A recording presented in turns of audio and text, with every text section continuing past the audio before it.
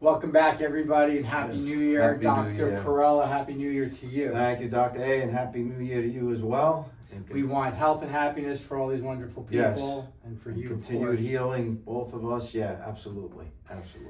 So I'm excited. This is our third episode of Inside Out, Yep. and it's been an evolution, and we've got some really nice messaging for our community today. And I wanted to start out by reading a couple excerpts from a book that I'm currently reading, and it's called Sacred Medicine. And it's written by Lisa Rankin, MD. She was an OBGYN who left the practice of medicine in search for other methods and modalities of healing. And she literally traveled the world studying from different types of healers and indigenous cultures. And she just studied how human beings heal outside of the conventional medical system. And I think this is going to be a really nice segue into the things that you wanted to speak about today. And as I was reading these passages on my own, I think of you because I work with you. I hear the messaging that you're continually teaching to our practice. So this section, and it's short, but I'm going to read it, is you have to feel to heal. So what's the antidote to bypassing? I'd like to say that it's simply to feel your emotions, but something that glib would be bypassing the undeniable fact that almost nobody in Western culture knows how to do this. I'll go as far to say that most people are poorly equipped to even know our feelings, much less feel them in a healthy, skillful way without numbing, repressing, or getting so carried away by our emotions that we either explode or fall apart and can't function. It's not our fault. We are experts at bypassing our feelings, and the ways we've been taught to do so would fill an entire book. In short, our culture conditions us to do everything but feel our feelings. Through the growing field of psychoneuroimmunology, which is what chiropractic affects, best described in Candace Pert's The Molecules of Emotion, we now understand scientifically how your emotions are linked to your physical health. Side note, Candace Pert found that the peptides that are linked to our emotions are actually in our spinal cord. I know you know that. Your emotional health is linked to your spine. But all the science in the world doesn't change the fact that almost everything in our culture shames emotions. Although it's a sweeping stereotype, in general, people who identify as male are shamed out of feeling their sadness. And those who identify as female are conditioned to tamp down their anger. If you start paying attention, you'll see that emotion shaming messages are everywhere. Don't worry, be happy. If you don't have anything nice to say, don't say anything at all. Focus on the positive. You're being emotional. Big boys don't cry. Stay strong. That's not ladylike. Don't cry because it's over. Smile because it happened. You're so much prettier when you smile. Don't play the victim. Simmer down. Take a chill pill. Get a grip. Suck it up, buttercup. We have to feel to heal. Now, I'm married to a therapist, so I learned this front and center. Right. But for those of us who work in physical healthcare, chiropractors, orthopedics, physical therapists, it's really not a big part of the training unless you seek it out. And patients are used to going doctors with physical problems and getting physical solutions, getting fixed. And inherently, there's a problem with wanting to get fixed because you're telling yourself that you're broken. Yeah, big problem. Right. Big Commentary. problem. Yeah, I know you're like chomping at the bit here. Well, yeah, it's an incredible statement in the book, and thank you for reading it because it does sum up everything. And we were born with these emotions for a reason, right? Our grief helps us to heal tragedy. Our anger gives us our protection. Our fear, allows us to perceive danger, and then our joy allows us to perceive life. and the great moments that are in it. But for some reason, and it's almost maddening, we're taught from the very beginning to suppress certain emotions. You know, how many children can get mad at their parents? You know, I know in my own experience, if I got mad at my father, that was a beating. So I learned very early on to suppress anger, but now I'm damaging my body, and what happened? My spine started curving, I had a scoliosis, I was under physical chiropractic care for 16 years and really had no result. My spine was still curved. But as I got into healing work and started to address that and allow myself to emote, to feel again, well, then my body started changing. Can we separate that out, right? Can we be humans not feeling? How do we get through life not expressing what we're feeling, or even worse, disconnected from our feelings, not feeling at all? And that's what she's talking about in the book, is that the damage that this causes, and how do you treat, even if somebody breaks an arm, how do you just treat that break and not address the emotional component of that, right? This is where people are left with residual pain. And a lot of times in chiropractic, the same thing. Someone comes in with neck pain and we're doing something to get rid of the neck pain, and you've heard me say this, that's actually a disservice to the patient, and that they're not connecting with, why do I have this neck pain? And what's the problem with that? Well, as soon as they go out, and let's say there's somebody that can express their anger, and so they're in a relationship and things aren't going well in the relationship, and they need to express that to their partner or spouse, and they can't. And the moment that that situation presents itself again, what else is going to present itself? The neck pain. Because the neck pain is caused by the emotion. Probably there are people listening to this video right now that are feeling uncomfortable, right, that we're even talking about emotion.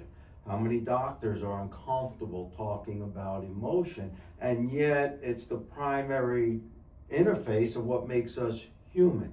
And how do we get people well when we're not bringing to them awareness that, hey, you're not expressing or connecting with your anger, or you're not connecting with your fear, or you're not connecting with, you know, your joy, or with your grief.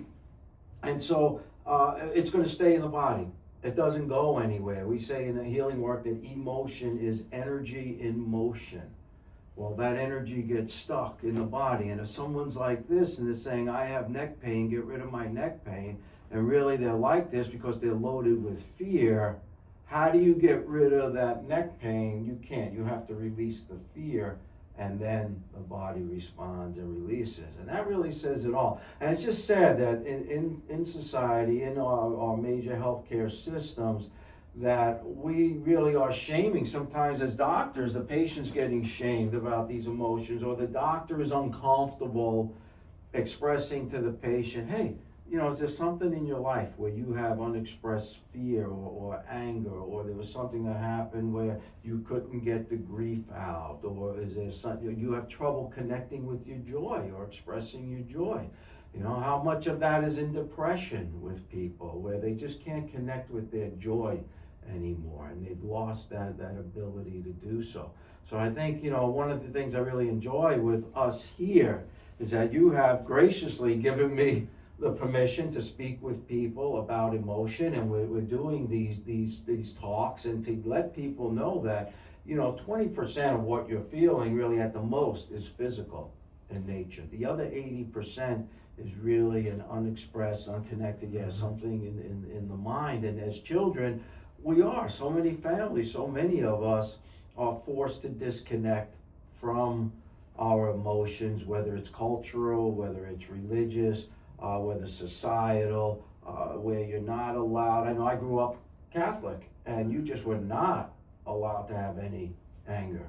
You could not express that. That was considered as something that was bad or even sinful, which was crazy looking back on it. And yet so many people carry this and do not understand, you know, that this is affecting them on the physical level. And the reality of it is, unless those emotions are dealt with, you're not going to heal. The pain is just going to come back over and over and over again.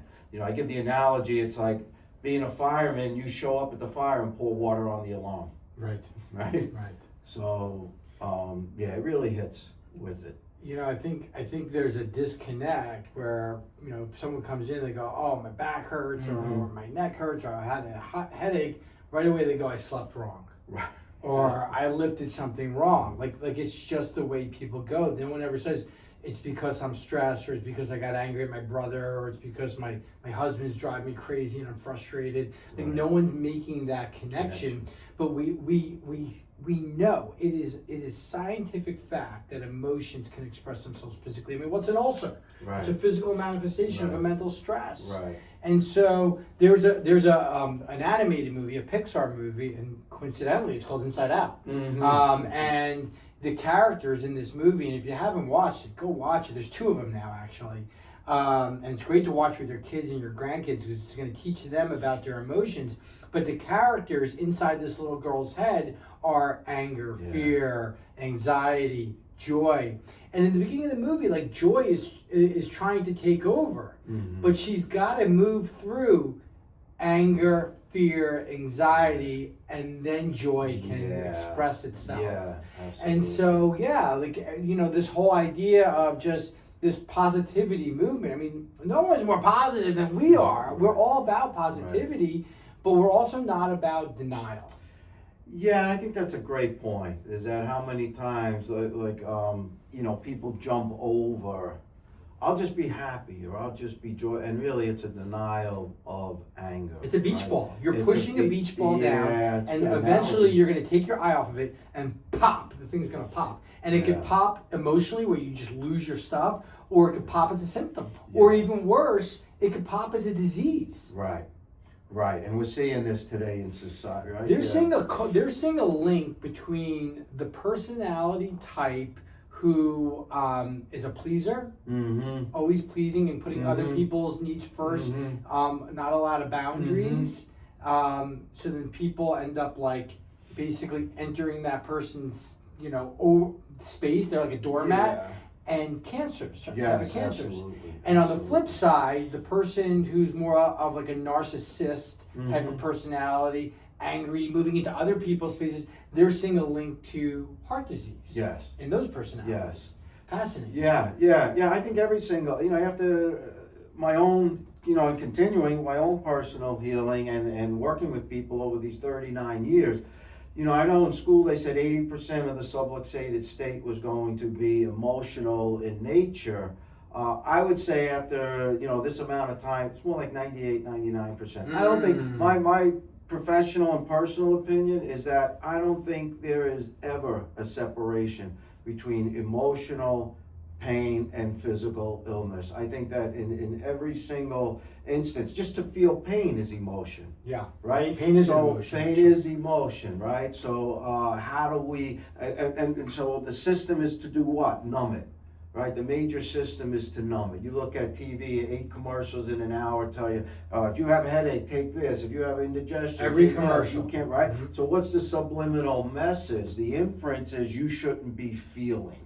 If you're feeling, period, something's wrong. Or your solution is from outside of you. You got it. Absolutely. Not inside. That's what we call inside out. Right. And that's where the disconnect, and that's why she says in the book, it's not your fault. It's that this is the system. This is our society. This is the training from the moment you're born. Yeah. I was watching John Bradshaw's videos again on the inner child, and he said, I can watch an eating disorder happening. He said, you go to a restaurant and a child's crying, and what do? They stuff something in the child's mouth. What's the subliminal message? If you're angry, eat it. If you're sad, eat it. And we're not even realizing this is happening to us as kids. But it is, and it's the severity of this emotional disconnect that is part of our society that is literally killing people. That's a really good segue, Doc, for the next section that I want to read. And it's short, but I do want to read it. Although emotional bypassing is an understandable way to suffer less, hard to treat illnesses can be an unwelcome side effect of this tendency, which is what you're just saying. When we're practicing blind compassion, out of touch with the healthy boundary protecting anger that helps us find and enforce our firm no, consequences might show up in our bodies. When a child's core needs for connection are not met, the resulting nervous system dysregulation, which we call subluxation, can manifest later in life as migraines, digestive problems such as irritable bowel syndrome, allergies and environmental sensitivities, asthma, fibromyalgia, chronic fatigue, and other immune disorders, anxiety disorders, ADHD, and even scoliosis, with the reference right here. Dr. Gabor Mate caught on to this when observing chronically ill patients in his family practice. In his book, When the Body Says No, Mate suggests when we have been prevented from learning how to say no, our bodies may end up saying it for us, referencing a plethora of studies linking disease to emotional repression. Mate explains that it is often the safest choice for a child who isn't given permission or support with handling painful emotions. That child might grow up with emotional bypassing tendencies, having spiritualized the emotional repression and justified the reasons for doing so. Sadly, this tendency might set you up for bodily disease later in life, and most primary doctors, unlike Dr. Mate, are having that conversation with their patient. Yeah. So my question to you is, where does chiropractic fit into all of this? Yeah, great. And how does our patient take this information and operationalize it to move the needle for themselves this year? Yeah, great question, right? Because like you said, what they're saying, nervous system dysregulation is what we have said is subluxation or the subluxated state from our very inception, recognizing that people are fully human. So to come in, and we've talked about this with patients, be open to letting yourself have whatever release, whatever process, whatever connection takes place. And we've talked about this with patients, about how it's so much better to come in and not talk, to get on the table, to go into that place and open up. And that's where the courage to heal comes in. Because, if we got shamed for these emotions or we got abused for these emotions, we're going to have hesitancy to get back to those emotions and express them because we're expecting that same shame and abuse to happen. What the beauty of chiropractic is that it allows that person to connect with, because that shame is blocking, right, the healing, or the abuse is blocking the healing. But the beauty of chiropractic and getting adjusted is that it stills the mind from those places to go into the healing place in order for the person to access that connection. Well, when I first started getting adjusted with this type of method, the only place I could connect with and allow my anger to be expressed was on the adjusting table.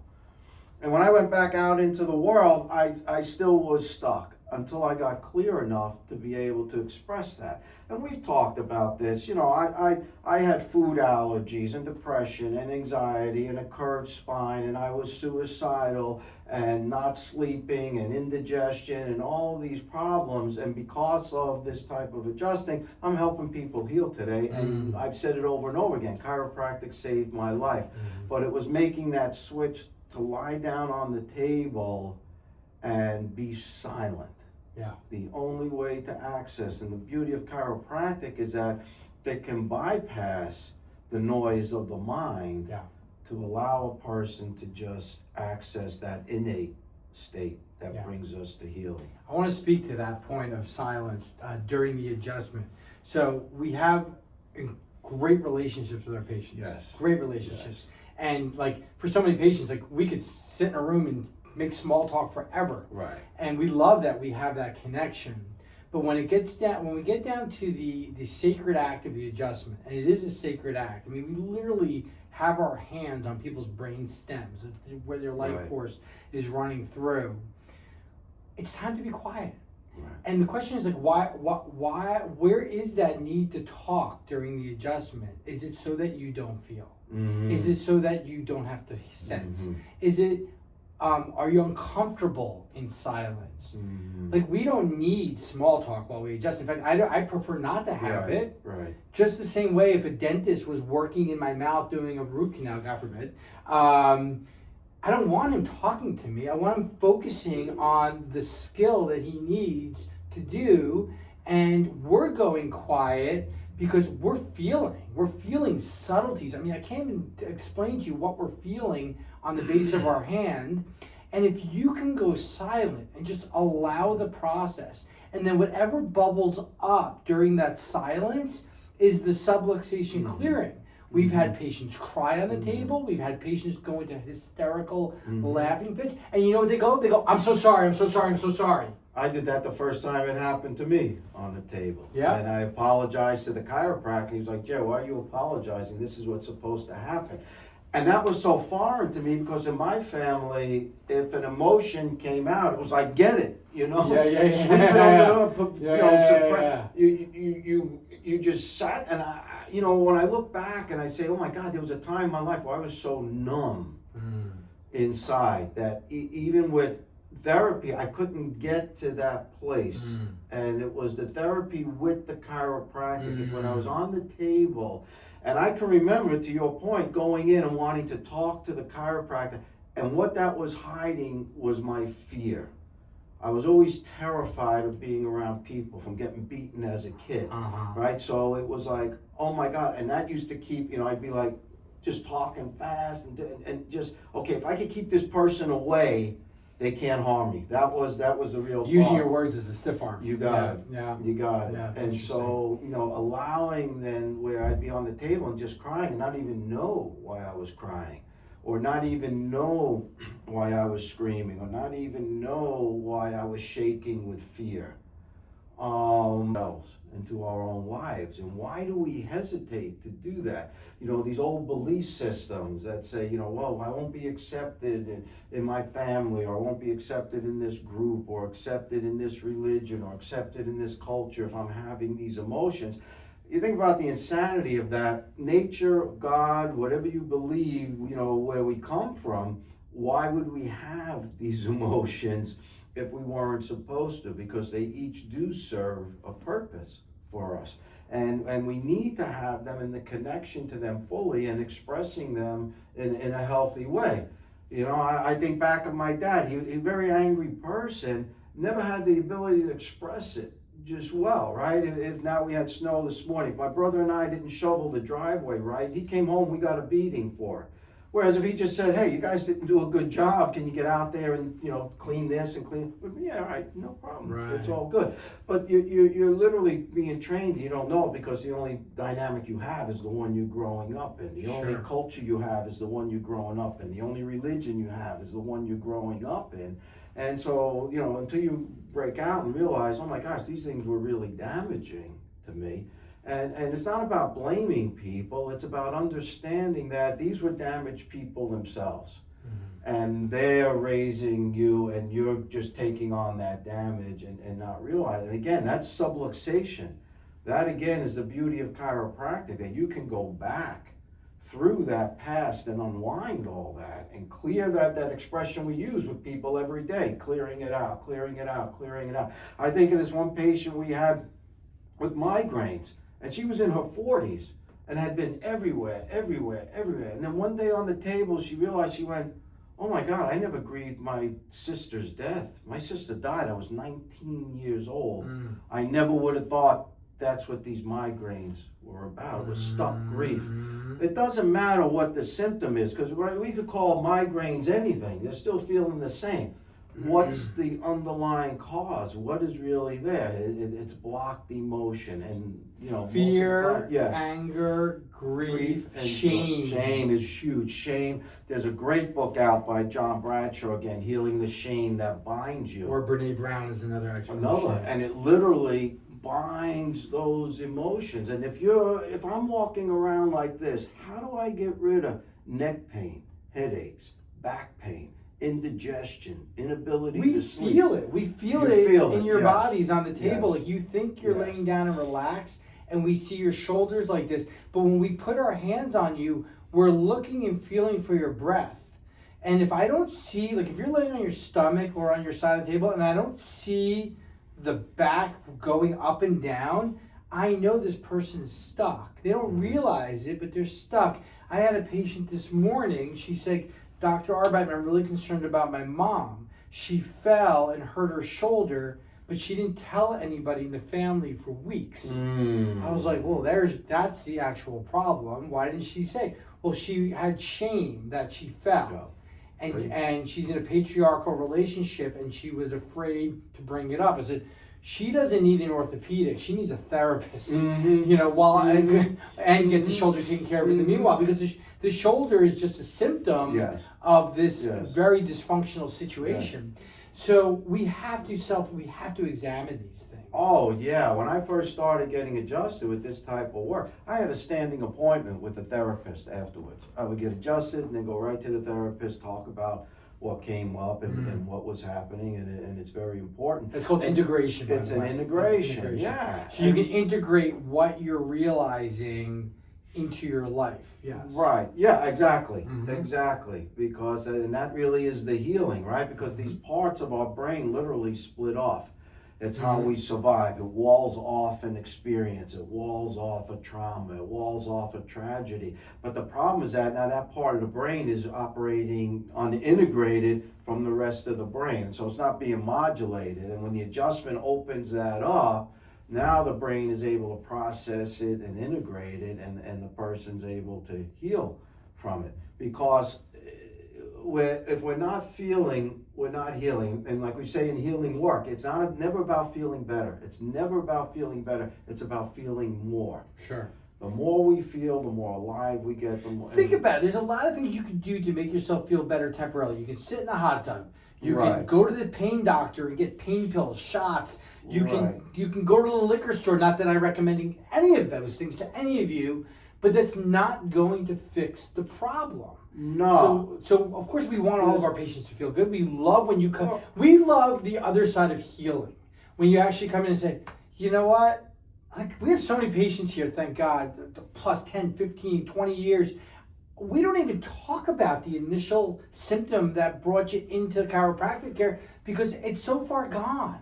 Right? It's so far gone. It's history. Right. And that was just the alarm. That was just the alarm. Thank God for symptoms, right? When you really get into healing work, you switch this whole thing around from pain is bad to pain is a gift. And sometimes people get offended with that. I'm like, why are you getting offended? This is the miracle of how we were created. Is a fever a gift? Sure. A fever's a gift. We die if we have a fever. Right. If we didn't feel pain, we would be dead within the first 5 years of our lives. Why? We wouldn't even make that long. You never know. You keep hurting yourself and not knowing it. And once you make that shift to say, I'm going to embrace the pain and not fight it, that's when we can really heal it and understand, what is this pain? All pain is trying to teach us.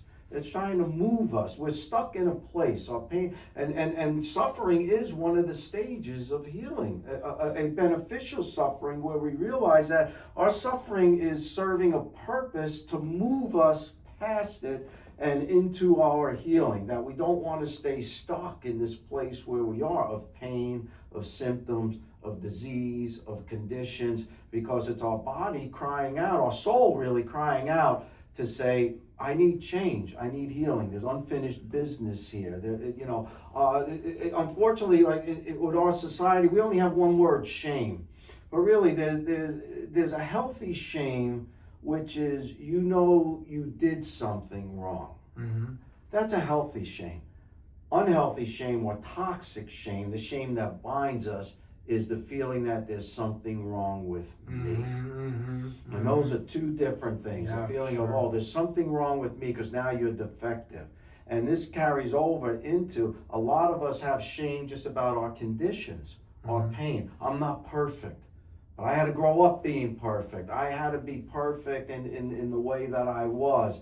And so, this feeling that, there's weakness here. You're in pain. You have symptoms. I think it's why we see more women than men. Yes. I think a man, but generalization, may not want to come in to get help. Right. Right. Yeah. I always say the man's not going to come in until he's bleeding from his eyeballs. Right. Right. But thankfully that's changing societally. Yes. What would you say then is the purpose of the adjustment? Is simply to connect the person with what they're not feeling. right? Connect the person to their denial. And that only happens in silence. That cannot happen if we're talking. How do we connect? So the purpose of the adjustment, that's a great question, because how many people come to a chiropractor, I'm coming to get rid of my neck pain, I'm coming to get rid of, where's it going to go? Right? You say, oh, get rid of this. How do you get rid? I can't reach in and take out, we don't see pain. We can't touch pain, right? It's not a physical thing, it's an emotion. Right. It's an energy. And so the purpose of the adjustment really is to connect the person with what they are not feeling that their pain is about. What is this condition about? What is this pain about? What is taking place here? See, I think patients think that we're adjusting their pain, but we're really adjusting their nervous system. Yeah, we're really, you can't adjust pain. No, you and cannot. And like coming in and like telling us where you're hurt, like, because we're empathetic and compassionate doctors, like we will always listen and we always care, but it will never tell me where to put my hands. No, no. That would be like literally chasing a shadow. I mean, I Yeah. could change the color of the office tomorrow, Yeah. and you will all feel different when you walk in. And it doesn't mean I'm going to adjust you differently because you feel Right. differently. We adjust based on our objective criteria with the purpose of reconnecting brain and body. Right. Reconnecting. And sometimes when you reconnect, and that's what the spinal cord is, it's your mind-body connection. It literally is your mind-body connection. Right. It's connecting your mind and your body. And if there are shifts and changes and twists and turns, now your communication system is interrupted. And our job is to reduce and release the tension in the spinal cord so that there is ease of communication. And that may mean feeling better instantly for some people. That may mean feeling more instantly for some people. And that may mean feeling nothing instantly for some people. So any three of those possibilities can happen after adjustment. And guess what? They're all right. Yeah, they're all right. They are. It doesn't They're mean all like, right. No, I that's shouldn't true. have gotten That is adjusted true. on the right because Right. I hurt afterwards. Right. Maybe that's what you needed. Oh my gosh, I've often said that to patients. Some of the best adjustments I ever got left me in utter agony because things were coming up and clearing out. I had such a bad scoliosis, they were going to do surgery. When that started straightening as I was doing healing work, you better believe that's an uncomfortable, it's actually very painful process. And so Tightening braces. Right. That doesn't feel Right. good. Right. So imagine the orthodont. You take your daughter to the orthodontist. They do the monthly adjustment, and then you come back the next time and you say that was too much. Next time you do the adjustment, I don't want to feel anything. Right. Yeah. And then you have your crooked teeth at the end of 8 months. At the end of 8 months. That's right. That's right. And how? Yeah. Yeah. You know, Sometimes the body doesn't want change, and you got to make some changes. You And gotta make changes are change. uncomfortable until they're not. Yes, yes, and you have to want to connect. You know, when I finally got into healing chiropractic, it was because my life was so miserable, and I was in such a state that I wanted to connect with what is the reasons for this, right? I really wanted to heal before I went in. I understand that the symptom, the condition brings people in. But to make just that one switch to say, I know my headaches brought me in, but I'm here to connect with what these headaches are all about and to understand that we as chiropractors can't take the headache away. The person has to go through this healing process of clearing subluxation, but they have to want to connect. And heal. And because otherwise they're fighting us, right? We've had people that go through, unfortunately, a treatment program with us, and their symptoms have not changed. And the reason why the symptom hasn't changed is because the person has fought change all the way through. And so what's happening is they're on the table, we're trying They'd rather be right. They'd rather be right than happy. Yeah. And that's the biggest thing in healing is go for the happy, don't go for the right, because the right is what got you here. And that's what brought you here, was that you don't want to change. So we're trying to create change with the adjustment. That's the purpose of the adjustment, release subluxation, which creates change. But how do we do that as chiropractors if the person's laying on the table and saying, there's no way I'm letting you break through this? Yeah, this person's never going to heal. Right. I had a patient this morning say to me, I want you to know I really trust you. And I really trust your front desk. Yeah. And I really trust Dr. Perrella. And I said to him, Jerry, different Jerry, Mm-hmm. I had a mentor, Dr. Brooks, may he rest in peace, and he said to me, trust precedes healing. Yes. Once a patient can just let down and trust the doctors, trust the team, trust the process, trust your own body, and relax into your healing, things are going to start to shift for you physiologically. Right. If you're waiting to see if this is going to work by May, or if I'm going to give it 4 visits and see how I'm doing, like, you might as well not even start. Right. Yeah, I've never seen anyone exactly. Like, would you go to the gym and work out and be like, I'm just going to give this a couple weeks and see if it works, otherwise I'm going to stop. Right. Right. Every time you work out, it works. Every time you get adjusted, it works. It's impossible for it not to. Yeah, it's just a mindset. It is a mindset. And I've never seen anyone not heal that just stays with it.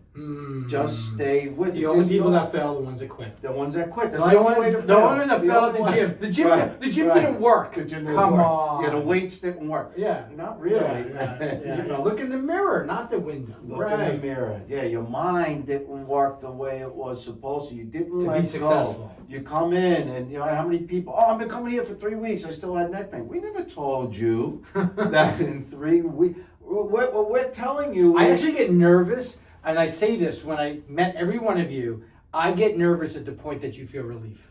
Yeah, because you're going to quit. I get scared that you think it's all gone, you're fixed. It's done. Like your symptom went away. Yeah, that's now the beginning point of doing the work. Yeah. That just got us back to even. Yeah. Now we build and correct and strengthen and stabilize. Absolutely. And how many people have we had that they're feeling great, their symptoms are going away. Now they're 2 more weeks into the adjusting and everything is flared up again. Yeah. And they think they're back to the beginning. They're going forward. They're in the next phase. You're in the next phase because this thing has been laid down in layers and we have to go through this clearing out. And I think it's so important to understand that we're trying to clear you out. You have to want to be cleared out, and that's where the courage comes in. And be gentle with yourself. In the beginning, I was afraid. Yeah. I was afraid. I had no connection to, as crazy as it sounds, I had no connection to any other human being. I did not experience love anywhere growing up. Well, we love you now. Well, and I know that, and I feel that, yeah. My childhood was violence. That was it. All day, every day, every day, every day. It never stopped. But if I can be here talking about love, and I can be here connecting with you, connecting with the staff, connecting with our great patients, connecting with my family, my friends. That's healing. It's healing. And that's the only thing that enabled that was I made the choice, literally, to say, I'm going to heal. That's it. That's it. I told you the story. It was a New Year's in 1989. I was lying on my back on the floor of my bedroom going, only 2 things are going to happen in 1990. I'm either going to start healing or I'm going to end my life. And I have no problem saying that because we need to talk about these things. How many people are holding all this in? Oh my God, what will they think of me if I talk about, hey, you know, I'm thinking of suicide or I'm loaded with anger or I have all this shame or I'm not connected to anybody. There's nothing that happens when we talk about that except we open up.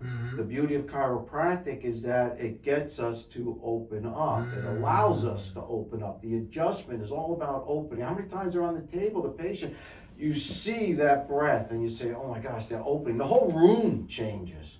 I love when they get up on the scales, or they get off the table and they kind of walk to the left a little bit, and then they get up on the scales and they literally fall back on their heels. They fall backwards, and maybe that's happened to you. And that's we call it up and open. Heart is up and open. You're just opening. Right. And there's a breath. Like they don't even realize it. I pointed out, I go, see that breath? That's how I know I got it. I don't have to check your posture. I know I got it. You got it. That's it. Yeah. That's it. And you know, life causes us to do this, right? We're running around. We're in stores that are crowded. We got bills to pay. We've got a job to do. We have families. All these things that are putting us, you know, tightening us up. But chiropractic opens up and we have this ability to reopen. We're not trained that, hey, look, every day you've got to reopen. You have to release physically and breathe. Yeah. Right. I go home every day. I'm lying on that exercise ball in extension. My heart is opened up. It's a vulnerable position because you're open. We have to learn to be vulnerable again. That's how we heal, is surrendering and being vulnerable. And that position on that ball does that, and I feel the whole day just dissipates. You can't go from sleeping in your bed Right. to sitting in your car Right. to sitting at your computer to sitting on your couch and be open. No. You've gotta like have a strategy Yeah. to physically, mentally, and emotionally open your body Right. every day. Right. I love that for Right. them. Right. So there's a ton here for them. Right, there is, as usual, yeah, there is, we can go foul. We could. Yes. Is there anything that should have been said in this conversation that we didn't say that comes up for you? You know, embracing the process, don't be afraid of yourself, that would be the thing. Don't be afraid of what's in there, don't be afraid to connect with it. Don't be afraid to release it and let yourself be open again, be vulnerable again, let yourself feel. Never be afraid on the table to whatever comes up. I know sometimes people are fighting it. I can't let this crying out. I can't let this anger out. I can't let this fear out. I can't let this joy out. You can. You can. We're okay with it. The staff is okay with it. We go through it when we're getting adjusted. The staff goes through it when they're getting adjusted. We know we want you to go to that place. That would be the thing I would say. Don't be afraid of your own healing and what's inside. It's nothing to be afraid of. It's just you. And you can shift it and heal it through chiropractic and the adjustment. Beautifully said. So thank you for spending a little bit of time with us today. And if you love this message and there's people in your life that need to hear it, share it, subscribe to our channel, review it, rate it, all the good things. Get the message out. We're here literally to serve humanity. Like that is our purpose. And so we'd love to help anyone that you know in your life that needs help or needs a checkup. Share the message. Yes. Love and healing and a happy new year.